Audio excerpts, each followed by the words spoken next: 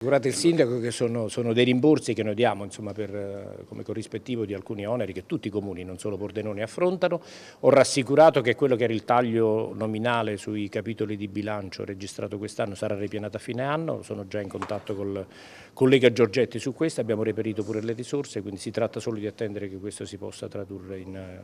in pratica. Sono queste le parole del ministro dell'Interno Matteo Piantedosi in visita in Friuli Venezia Giulia per una serie di incontri istituzionali. Il ministro ha confermato la copertura delle spese sostenute dalle amministrazioni locali per l'accoglienza dei minori non accompagnati. Una rassicurazione arrivata pochi giorni dopo la lettera congiunta inviata al governo dai sindaci dei 4 capoluoghi di provincia insieme a quelli di Cividale e Monfalcone. I fondi attesi ammontano a 22 milioni di euro per Trieste, 4 milioni per Gorizia, 3 milioni e 100.000 per Udine, 2 milioni e 250.000 per Pordenone, 2 milioni e 285.000 per Cividale e 700.000 euro per Monfalcone. La visita del ministro è coincisa inoltre con la giornata di sciopero e le manifestazioni per Gaza che hanno interessato diverse città in tutta Italia. La causa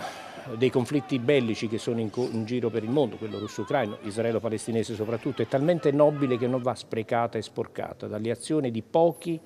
ma in numero importante, facinorosi, persone che in qualche modo cercano di cogliere la sensibilità generale su questo tema come opportunità per proporci le solite azioni di violenza pura e semplice. Credo che oltre ad essere un problema per noi, quella della pratica della violenza per le forze di polizia, sia qualcosa che svilisce le azioni che vengono messe in campo, queste manifestazioni che vengono fatte, che riguardano comunque, al di là di come la si veda, dei temi molto importanti, molto seri. Io quindi invito coloro i quali organizzano queste iniziative, coloro che scendono in piazza, a tenere sempre distinta quella che è la loro posizione da quella di chi non vede altro che l'occasione insomma, di mescolarsi tra la gente. Tra i temi affrontati anche quello della sicurezza in Friuli Venezia Giulia. Quest'anno registriamo in questa provincia un calo sensibile anche dei reati, meno 13% in generale, con percentuali di calo anche su alcune delle fattispecie più importanti. Non significa che abbiamo chiuso il lavoro che dobbiamo fare, che abbiamo raggiunto degli obiettivi, tutto questo è merito anche e soprattutto del senso civico della popolazione locale, però insomma, questo ci conforta nel proseguire in questa azione di attenzione che abbiamo riservato fino adesso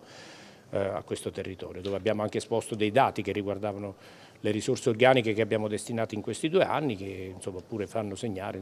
un'attenzione particolare anche in termini di surplus rispetto a quelli che sono il trend tra le uscite e le entrate delle nuove entrate insomma, delle persone che mandiamo qui.